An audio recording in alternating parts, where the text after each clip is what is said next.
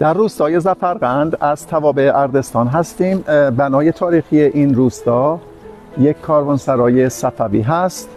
این ورودی اصلی این کاروانسرا هست و 6 تا صفه ما در سمت چپ این مجموعه داریم، همینطور 6 صفه در سمت راست. بریم و با هم دیگه داخل این کاروانسرای صفوی را ببینیم.